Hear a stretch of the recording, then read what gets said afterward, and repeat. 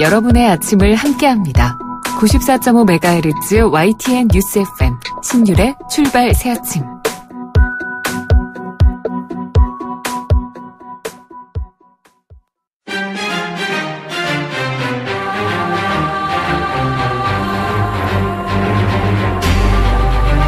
매일 아침을 뉴스로 깨웁니다. 신율의 출발 새아침. 박근혜 정부에서 타결됐던 한일 위안부 합의의 민낯이 공개됐습니다. 굴욕적 이면 합의가 있었다. 논란이 됐던 불가역적이라는 표현도 우리 정부가 먼저 꺼냈다.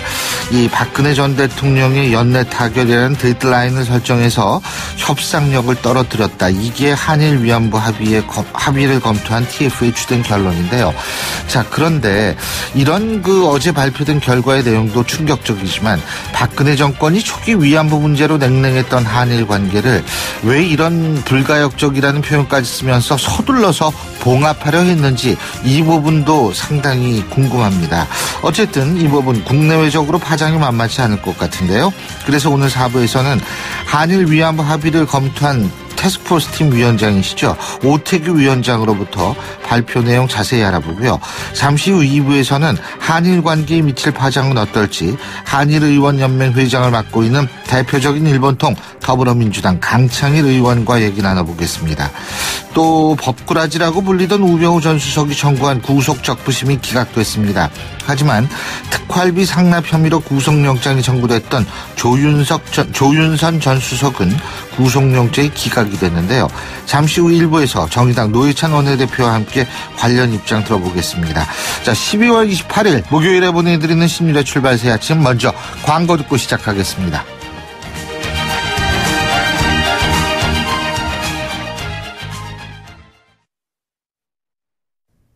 YTN 라디오 신율의 출발 새아침.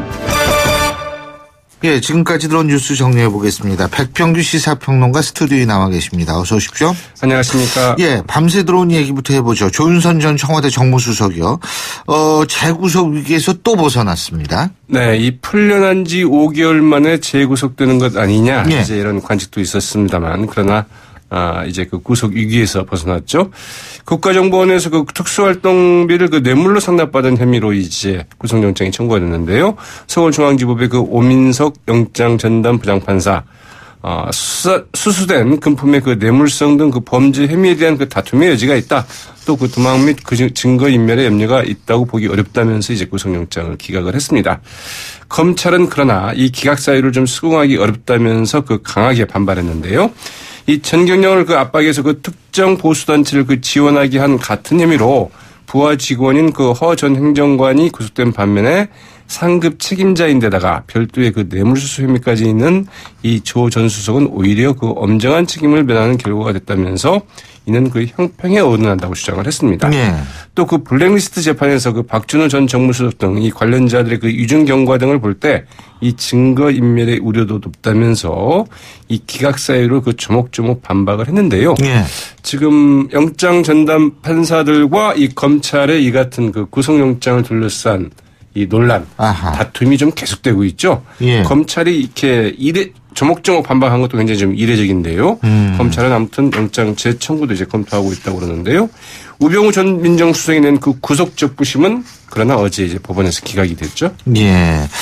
자, 그리고 제가 오프닝에서도 말씀을 드렸는데 그 한일 위안부 합의 때 이면 합의가 존재했던 것으로 드러나서 지금 파장이 예상이 되는데 시민단체의 반발을 정부가 설득하고 일본은 한국 정부가 해외 소녀상이나 기림비 설치 지원도 하지 않겠다. 이런 다짐을 받은 것으로 지금 드러났는데 이거는 분명히 엄청나게 잘못한 거죠. 그렇죠. 이제 네. 그런데 이제 이런 그 비공개 합의 사항이 이제 그 공개될 때 그 외교 중에는 파장이 어떻게 되느냐. 그건 이제 그 쟁점이 될 수 다른 문제, 있는데요. 또 다른 네, 문제죠. 맞습니다. 네. 이 오프닝에서 아주 잘 정리를 해 주셨는데요. 어제 그 한일 일본군 위안부 피해자 문제 합의 검토 이 태스크포스의 그 검토 결과 이제 발표가 있지 않았습니까? 양국 외교부 장관이 공개적으로 밝힌 것 이외에도 그 일본 쪽이 그 정대협 등 그 피해자 관련 단체를 특정하면서 한국 정부에 그 설득을 요청을 했고 또 그 해외 그 소녀상이나 기린비 등을 그 설치하는 것을 한국 정부가 그 지원하지 않겠다는 약속도 요구를 했다고 합니다. 일본 측의 요구죠. 특히 그 일본 측은 한국 측의 그 성노예라는 표현을 그 사용하지 말 것을 이제 희망했고 한국 측은 이를 대부분 수용하거나 용인을 한 것으로 드러났습니다. 예. 또 일본 측이 이 주한 일본 대사관 앞에 그 소녀 상황을 어떻게 이전할 것인지 그 구체적인 한국 정부의 계획을 묻고 싶다. 이렇게 밝힌 데 대해서 한국 측은 적절히 해결되도록 노력한다고 답한 것으로 드러나서 그래서 이제 그 일본 정부가 계속 한국 소녀상의 이전 추가 설치에 대해서 아주 그 강력 반발을 하고 있죠. 합의 위반이라고 반발하고 있는 이유가 왜 그런지 드러나기도 했습니다. 이 강경화 그 외교부 장관은 정부로서는 그 이번 그 태스크포스 검토 결과를 그 진지하고 겸허하게 받아들인다. 그 결과 보고서를 토대로 이 피해자 중심 접근에 그 충실하게 관련 단체와 그 전문가들의 의견을 수렴하겠다. 그러면서도 한일 관계에 미칠 영향도 감안하면서 위안부 합의에 대한 그 정부 입장을 신중히 수립해 나가겠다고 밝혔는데요. 정부 입장을 정하기가 굉장히 좀 쉽지 않은 이런 상황이 좀 처해 있다고 봐야 되겠죠. 그렇죠. 이게 정부 그 부분은 분명히 있을 겁니다. 그리고 이제 이게 외교에 있어서의 이 비공개 합의 문제가 지금 그 내용을 차치하고 이제 형식이 비공개 합의가 있었다. 이 부분도 이제 나왔으면 이게 이제 이 다른 나라의 외교도 좀 어렵지 않겠느냐, 이런 어려워지는 것 아니냐, 이런 의견도 나오긴 나오는 것 같더라고요. 근데 지금 일본 정부 뭐 엄청나게 반발하고 있죠. 그렇습니다. 그러니까 이게 참 한번 잘못 꼬이게 되면 글쎄요, 정말 풀어나가기가 쉽지 않다는 것들을 다시 한번 확인하게 되는 이런 사례인데요. 이 고노다로 일본 내무상 어제 이제 그 태스크포스의 그 발표 후에 그 담화를 발표를 했습니다. 이것도 상당히 좀 이례적인데요. 이곳에는 그 위안부 합의에 대한 그 한국 정부의 그 입장이 그 담겨 있지는 않지만 한국 정부가 그 보고서를 토대로 그 위안부 합의를 그 변경하려고 한다면 일본 정부는 결코 수용할 수 없다는 좀 강경한 입장을 밝혔습니다. 그리고 이 다음이 좀 주목이 되는데요. 그 한국 정부가 위안부 합의를 그 변경하려고 한다면 한일 관계는 관리가 불가능해질 것이다. 이 관리가 불가능해진다는 게 아주 좀 의미심장한 얘기인 것 같아요. 그러게요. 그래서 아무튼 관리가 불가능해진다. 뭐 그냥 내팽개치겠다는 이야기냐 이제 이렇게 볼 수도 있겠는데 한국 정부가 향후 그 재협상이나 그 합의 폐기로 그 입장을 바꿀 여지를 사전에 좀 차단하겠다. 이제 이런 강력한 이제 메시지를 이제 전하는 것으로 풀이가 되고 있는데요. 일본 아사히 신문, 일본 정부는 그 일관되게 그 합의 이행을 주장하고 있기 때문에 검증 결과 발표로 한일 관계 더욱 좀 악화될 가능성도 있다고 이제 그 전망하기도 했습니다. 이게 한일, 한미, 미일 뭐 모든 관계에 영향을 미칠 수 있는 사안 아니겠습니까? 네, 그래서 이 동북아 전체가 사실은 굉장히 좀 힘든 서로 얽히고 설킨 그리고 쉽지 않은 관계로 계속 이어지는 이런 악순환의 골이 있지 않나 싶은 생각도 들죠. 글쎄요.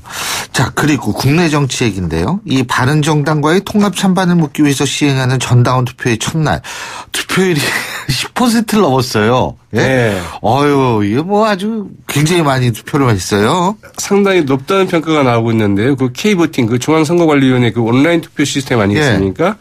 이 투표율 집계 결과 어제 저녁 11시 기준으로 이 37,400여 명이 그 참여를 했다고 합니다. 14.6%의 투표를 보였습니다. 이게 8.27 그 전당대회 그 당시에 그 투표를 좀 웃도는 수준이어서 이 안 대표 측은 당내 반발에도 불구하고 이 정도 그 투표율이 나온 것은 고무적이다. 이렇게 좀 자평을 했고요. 특히 이제 어제 법원이 그 반통합파가 그 제기한 그 전당원 투표 가처분 신청을 기각하지 않았습니까? 그러면서 이제 그 친안철수계 측인 그 통합파는 이제 승기를 잡았다. 이런 반면에 이 통합 반대파는 이 전당대회에서 그 마지막 배수진을 치겠다는 이 각오입니다. 가처분 신청을 냈던 그 나쁜 투표 거부 운동 본부 논평을 통해서 이 전당대회에서 그 보수협을 그 저지할 것이다. 이렇게 좀 밝혔고요. 이 바른정당이 그 지원 사격에 나섰죠. 바른정당의 그 유승민 대표 등 그 당 지도부와 그 원외 당협위원장 60여 명 어제 국회에서 안철수 국민의당 대표 초청 간담회를 열었습니다. 미리 만난 거죠. 그래서 안철수 국민의당 대표는 어제 이 자리에서 이 바른정당과의 그 통합 후 이 통합정당의 목표에 대해서 수도권 중심의 젊은 정당을 지향하겠다. 이렇게 밝히기도 했습니다. 자, 12월 임시국회 정상화를 위해서 여야 원내대표들이 어제도 협상을 했는데 결렬이 됐다 그러죠? 예? 네, 그러나 이제 또 일부 사항에 대해서는 뭐 의견을 제공을 했다고 그러는데요. 우리나라 정치 항상 그렇죠. 이제 내일 아무튼 이제 원포인트 국회를 열 수밖에 없는 상황이어서 어떻게든 좀 지켜봐야 될 것 같습니다. 네, 잘 알겠습니다. 오늘 말씀 여기까지 듣겠습니다. 고맙습니다. 네, 고맙습니다. 예, 지금까지 백병규 시사평론가였습니다.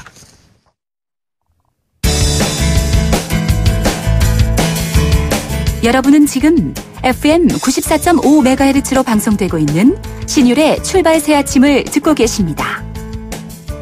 의견 주실 분은 짧은 문자 50원, 긴 문자 100원의 이용료가 드는 휴대전화 문자 메시지 우물정 0945번으로 의견 남기실 수 있습니다.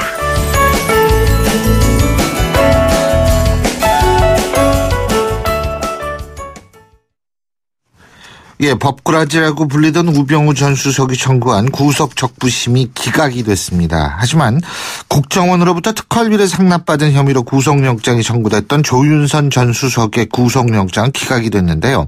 정의당 노희찬 원내대표 전화 연결해서 정치권 현안에 대한 입장을 직접 들어보겠습니다. 노 대표님 안녕하십니까? 네, 안녕하십니까? 이 두 사람이 운명이 엇갈렸어요. 어떻게 보셨습니까?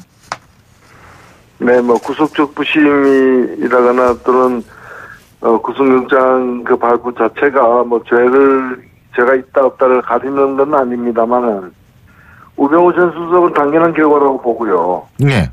몇 차례 이제 구속영장이 기각된 바도 있긴 하지만은 마지막으로 이렇게 그 지목된 특별감찰관에 대한 어떤 불법 사찰 등 이제 수사 방해, 감찰 방해 행위에 대해서는 법원도 아주 무겁게 바라보고 있다. 그게 확인된 것 같고요. 예. 조윤선 정무수석에 대해서는 뭐 지난번과 마찬가지로 기각이 됐는데 특활비에 대해서는 본인이 이제 시인을 했어요. 예. 시인을 했지만은 이제 그 시인했다는 얘기는 뭔가면은 뭐 증거인멸을 할 의사가 없다.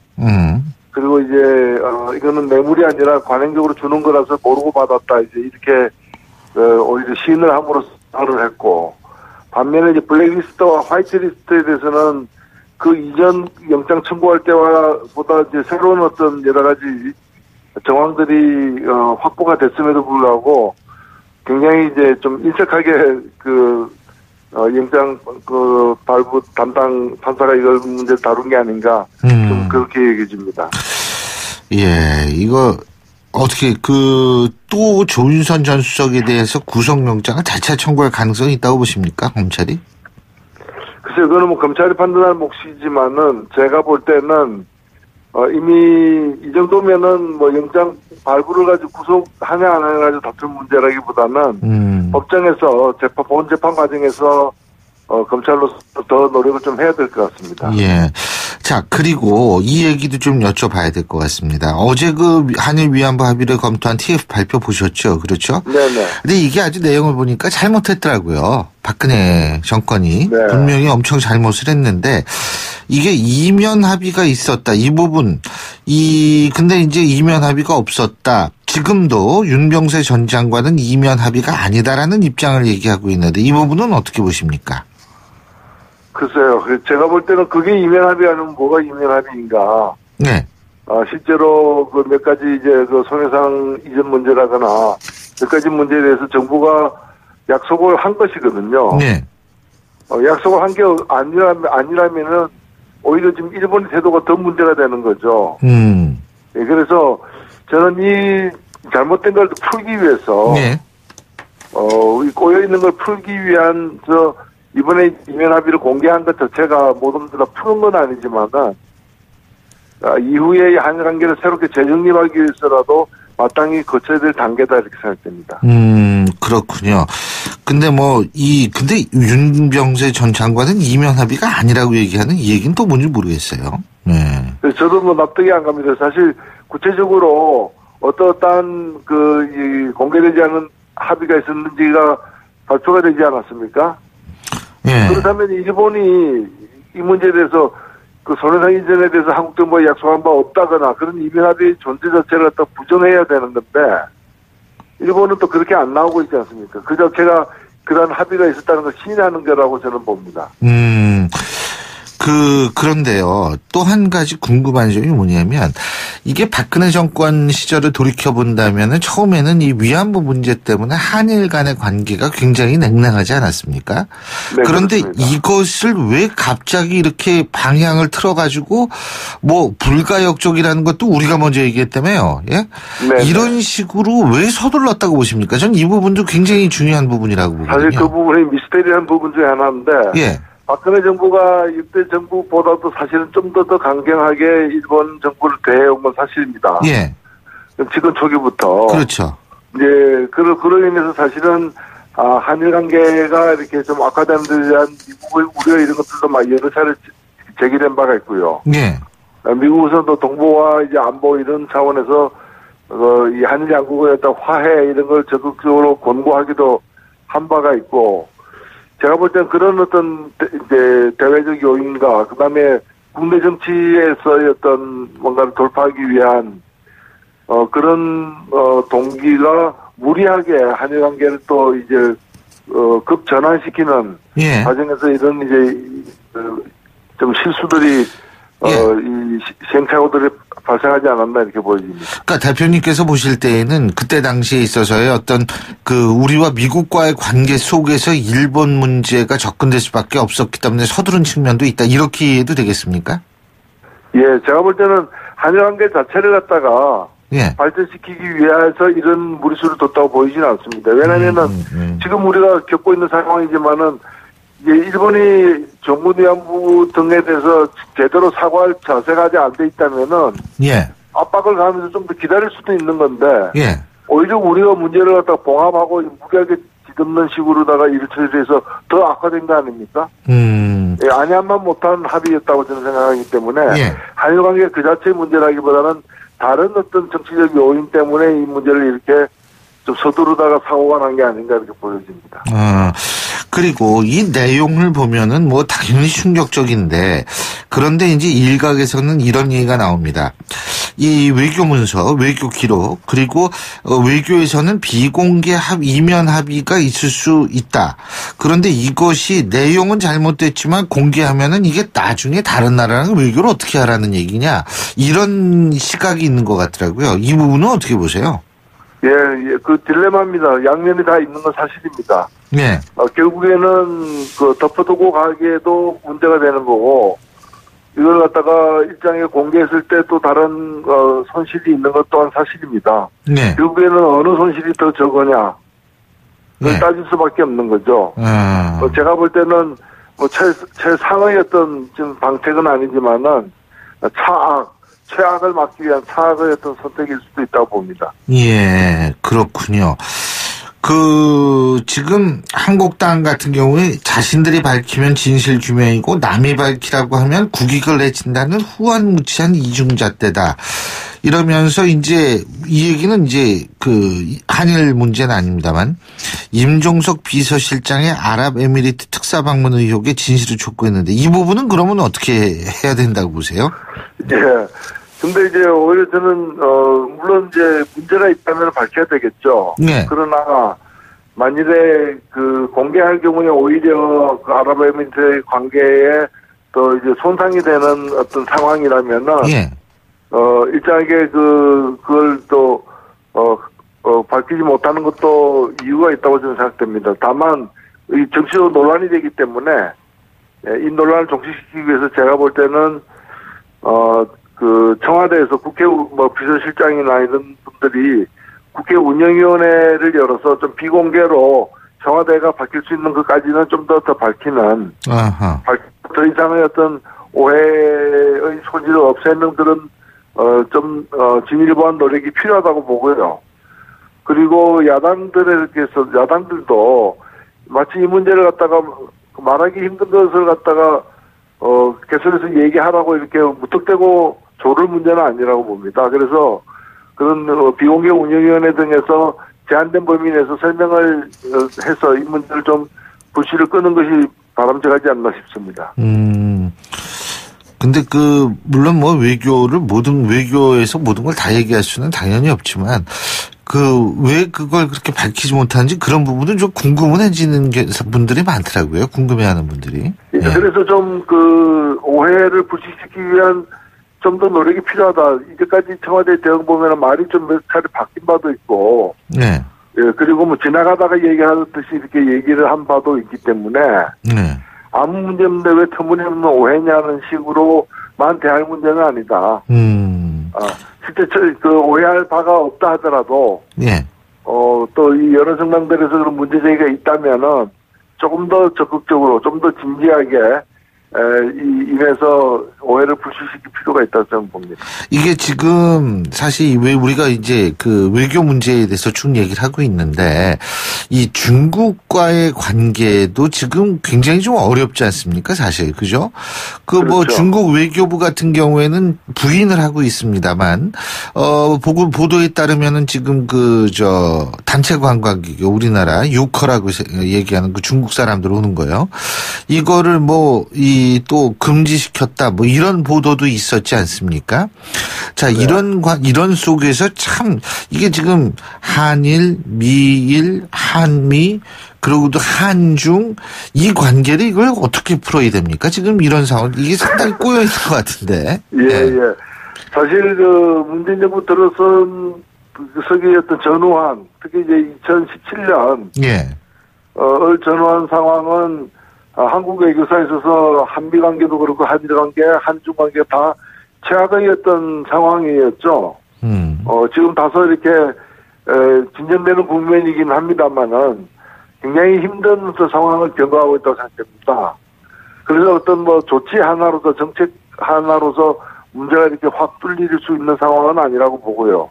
다행히 사드 문제는 이제 최악의 국면은 벗어났기 때문에 좀 신중하게 좀 기다리면서 관계 복원을 위한 노력이 좀 필요하다고 보고요. 예. 예.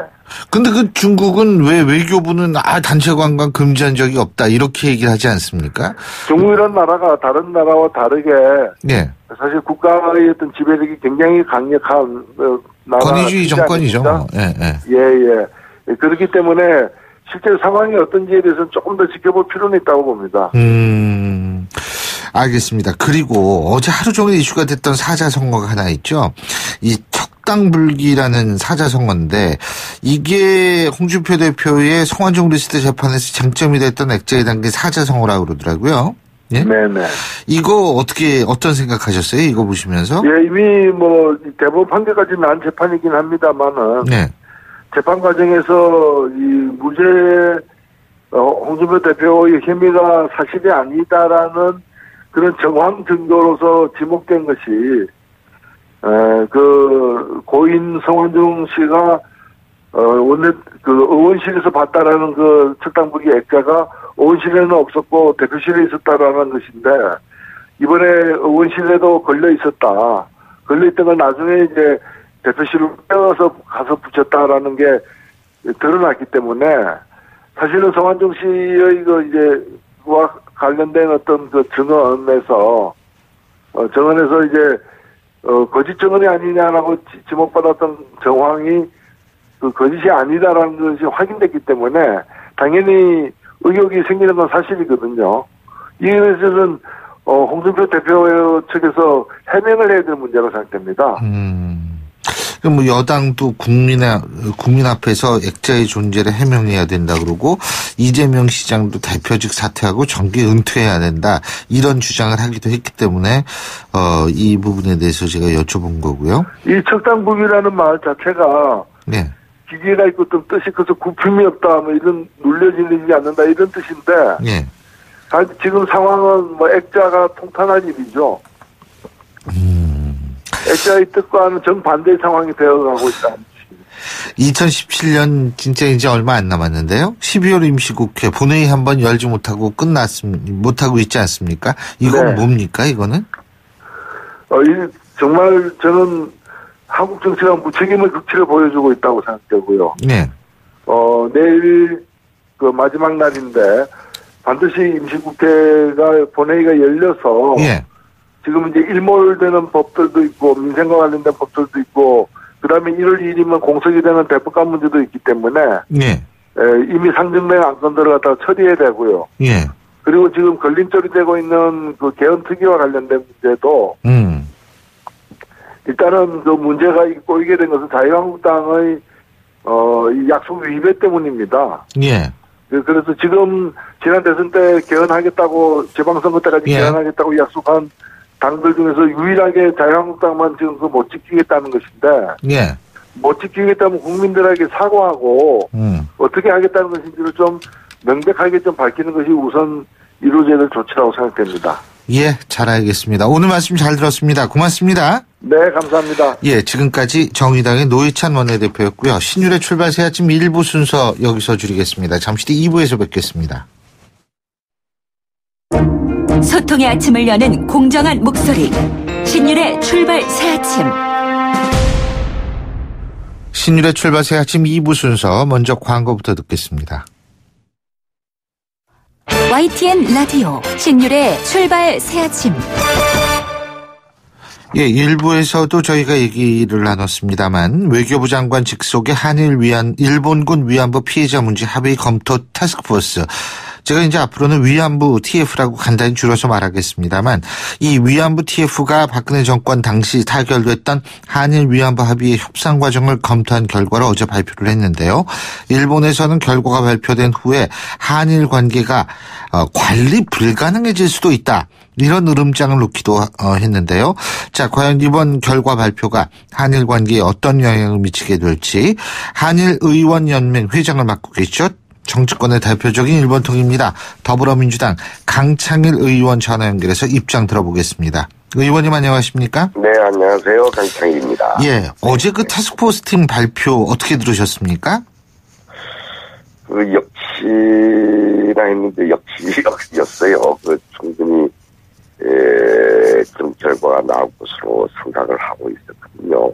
그런데 좀 더 이제 구체적으로 여러 가지 잘못된 내용들이 나와서 좀 화분하고 어떻게 우리 정부가 이럴 수가 있었는가 하는 생각이 들었습니다. 네. 아니, 근데 제가 아까도 일부에서 노회찬 원내대표께 여쭤본 건데, 제가 궁금한 거는, 이거 네. 내용이 엄청 잘못됐죠, 이거. 예? 그렇죠. 근데 이건 뭐 말할 필요가 없이 잘못된 건데, 그런데 박근혜 정권 때를 이렇게 우리가 돌이켜보면은요, 정권 초기에는 한 중기 정도까지는 위안부 문제로 일본하고 굉장히 냉랭한 관계고, 일본한테 강경한 입장을 표명하지 않았습니까? 근데 이게 왜 이렇게 갑자기 변해가지고 이걸 서둘러서 위안부 타결을 했을까요? 아니, 저는요. 예. 거꾸로 생각한 게, 예. 한일 간의 역사 과거 문제가 많이 존재하고 있습니다. 예. 이건 한꺼번에 풀 수가 없는 것이고, 예. 그것은 그것대로 관리해 나가면서 미래의 지향적인 관계를 구축해 나갔었어야 되는데, 아하. 일본에 대한 박근혜 대통령의 무지가 아닌가 생각하는데요. 무지요, 무지. 위안부 문제 없이는 한 발자국도 한일 관계가 나갈 수 없다 이렇게 못을 박아버렸어요. 예.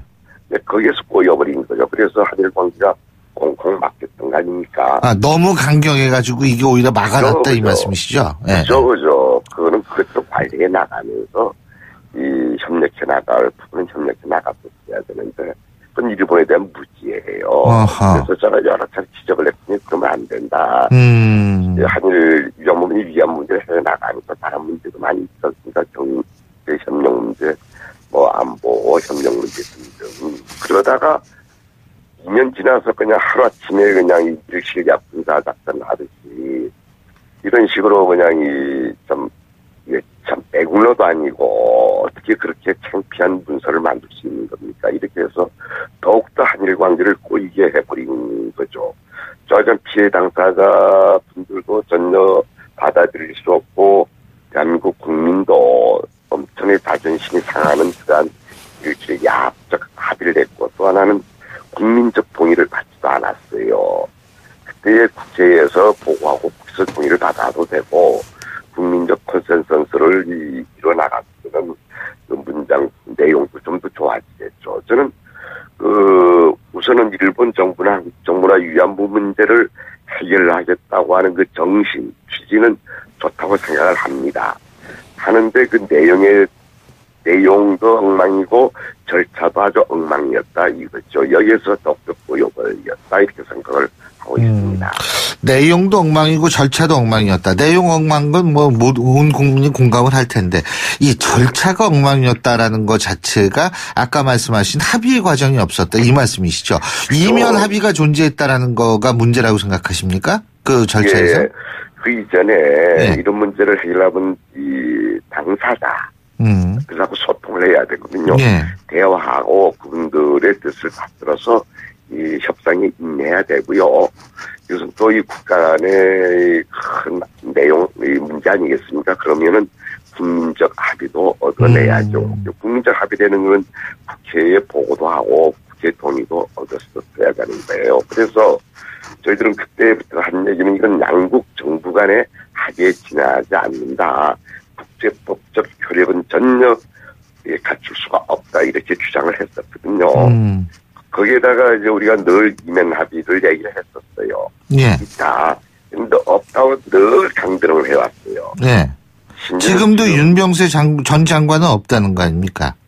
아니 이번에 비공개된 문서가 이면 합의죠. 그 내용이 조금씩 다르거든요. 내용이. 그래서 그것이 곧 이면 합의죠. 줄곧 윤병세 전 장관도 그렇고 이병기 전 실장도 이면 합의 없다 하는데 비공개된 부분이 나왔지 않습니까? 그래서 이렇게 국민을 속이면 안 되고요. 저는 일본의 잘못이 있다고 생각하지 않습니다. 일본에 노라는 한국 정부가 문제다 이렇게 생각하는 거예요. 예. 지금 의원님께서 이면 합의 이거 말이에요. 이게 속이면 안 된다 이런 말씀하셨는데 외교에서 이면 합의라는 게 그러면 없나요? 있을 수 있죠. 그 내용이 문제지 이면 합의 자체 존재가 문제가 아니라 이렇게 이해되나요? 그죠. 뭐 이면 합의 있을 수가 있어요. 그 내용을 더 보충한다거나 구체화시키는 이면 합의가 있을 수 있는데 그런 것조차 전혀 없다고 했고요. 이번에 또 어저께 발표해서 우리가 유심히 하나 봐야 되는 게 그 한국 정부가 사죄의 불가역성을 주장했는데 거꾸로 되받아치기 당하는 거예요. 그래서 이제는 거꾸로 불가역적 해결이라고 전혀 내용을 달리하는 내용이 정반대가 되거든요. 그런데 그런 걸 순순히 그대로 쫓아서 해주면 도저히 이해가 안 돼요. 그래서 아마 당에서 뭐 쫓기고 있었나 이런 생각도 들고요. 상식적으로 이해가 안 되는 부분이 참 많습니다. 지금 말이에요. 그 내용이라든지 이런 거는 진짜 온 국민이 이해가 되시는 분이 굉장히 적을 것 같은데, 그냥 문제가 이거 엄청나게 문제가 있다라는 평가들이 많은데, 그럼에도 불구하고 이 내부 절차와 국제 외교 관리를 무시한 채 전례 없는 민간 TF 형식으로 이 위안부 합의 이것을 공개한 건 우리의 외교 수행 방식에 대한 국제사회의 신뢰도를 저하시킬 것이다. 지금 이런 주장을 윤병세 전 외교부 장관 하고 있습니다. 이 부분 어떻게 보십니까? 그럴 수 있는데 그 이전에 이게 워낙 양국 간에 큰 문제가 됐기 때문에 국민의 알 권리 이것도 충족시켜야 되지 않겠습니까? 그렇게 일부 손상하는 부분이 있긴 있습니다. 그런데 이제 국민의 알 권리를 우선 충족시켜줘야 되고요. 한국 정부도 저는 이렇게 봅니다. 지금 현재 문재인 정부가 한일 관계의 판을 깨겠다는 게 아니라 한일 관계를 어떻게 정상화시켜 나갈까 이런 고민 속에서 잘못된 게 있으면 잘못된 거 지적을 하고 또 국민에게 알려주고 미래의 지향적 한일 관계를 구축하자는 그런 고민과 그 노력의 일환으로서 TF를 만들어서 어저께 밝혔다고 생각을 하고 있습니다. 그러니까 이게 지금 근데 일본의 반응 보셨죠? 이게 일본이 굉장히 지금 굉장히 좀 신경이 날카롭게 나오는 것 같은데 이거 어떻게 보십니까? 이게 관리 불가능해진다. 이거 일본 표현으로 이걸 뭐라고 이해를 해야 되나요? 그러니까 일본도요. 이제 대승적 차원에서 역지사지하면서 한일 관계 풀어나가야 되겠다고 하는 그 선상에서 이 발언들도 하고 대한 정책을 수립해야 될 겁니다. 이제 어차피 이제 한국과 지금 일본은 북핵 미사일 문제 때문에 도발 문제 때문에 참 안보적 측면에서 운명 공동체적 차원에 놓여 있습니다. 예. 그래서 이런 문제를 가지고 그 한일관 깨겠다. 뭐 그런 일본에게 결코 도움이 되는 발언도 아니고요. 또 지금 이 아베 총리나 우리 대통령 간에 여러 차례 이 서로 통화도 하고 만나기도 하면서 어떻게 미래 지향적 관계를 구축해 나갈까 고민하고 있거든요. 그래서 어차피 투트랙, 쓰리트랙 차원에서 한일 관계를 빨리 정상화시켜 나가는 게 양국과 양국 국민 간에 이익이 될 것이다. 이렇게 생각을 하고 있습니다. 근데 이거 정상화라는 것도 물론 중요합니다만 지금 이런 것이 밝혀진 상태에서 우리 국민들은 이거 합의를 파기해야 된다. 예? 이렇게 나올 텐데 자, 그럼 정부는 어떻게 해야 된다고 보세요? 저는 그렇게 하고 있지 않습니다. 국민들이 왜 합의를 파기해야 된다라고 요구하지 않을 거라고 생각하시는 겁니까? 아니, 뭐 일부 하겠지요. 예. 그러나 지금 이제 우리 한국과 일본 간의 정상은 아주 시급한 이제 이 과제, 큰 과제지요. 과제인데 이 역사 이 문제 때문에 양국 관계를 깨버린다는 것은 결코 좋지 않습니다. 우리 대한민국을 위해서 좋지 않기 때문에 여기에서 지혜롭게 어떻게 한일 관계를 뭔가 정상화시켜 나갈까 우리 국민 여러분들도 고민을 하고 있지 않겠습니까? 그래서 지금 이제 진실은 이제 그 사실관계나 진실은 이제 대충 밝혀졌고 단 하나 위안부 합의에서 그 정신과 취지는 좋지 않습니까? 위안부 문제를 풀겠다고는 정신과 취지는 있고 내용면에서 잘못된 것들, 지난 것들 이런 것들은 이제 보완해 나가야 되지 않겠느냐. 이것은 양국 정부가 지금 또 노력을 해야 되겠죠. 그러니까 파기라기보단 보완을 해야 된다 이런 말씀이시군요. 예. 그 재협상이라든지 파기 이런 식으로 나가게 되면은 양국 관계가 더욱더 이 어리뽕뽕 얼어붙을 수 있기 때문에 예. 지난 것들, 부족한 것들, 정신과 취지는 살려나가면서 이것은 좀 보충해 나가야 되지 않느냐 생각을 하면서요. 예. 이것은 그 양국 정부도 그런 차원에서 인내해야 될 것으로 생각을 하고 있습니다. 그렇군요. 이 아베 총리의 평창 동계올림픽 참가 이것도 뭐 불투명해진 거 아니냐 이런 얘기도 나오던데. 뭐 처음부터 오겠다는 확실한 대답은 물론 안 했죠. 국회 일정을 보고서 한다 그랬죠. 예. 이것을 뭐 이 문제 때문에 예. 안 하겠다. 이건 너무 쫀쫀하지 않습니까? 좀 크게 예. 크게 일본 정부도 이 한국과의 관계 개선에 노력을 해야 되겠죠. 예. 크게 해야 됩니다. 예. 어쨌든 뭐 한일 관계라는 것도 사실 한미 미일 관계 속에서 또 파악되어지는 부분도 있으니까요. 예. 이 부분도 저희가 좀 계속 한번 지켜봐야 될 것 같다는 생각이 듭니다. 예, 오늘 말씀 여기까지 듣겠습니다. 고맙습니다. 네, 감사합니다. 예, 지금까지 한일의원연맹 회장을 맡고 계시죠. 더불어민주당 강창일 의원이었습니다. 신율의 출발 새 아침 2부 순서는 여기서 줄입니다. 전 뉴스 들으신 이후 8시 10분 3부에서 뵙겠습니다.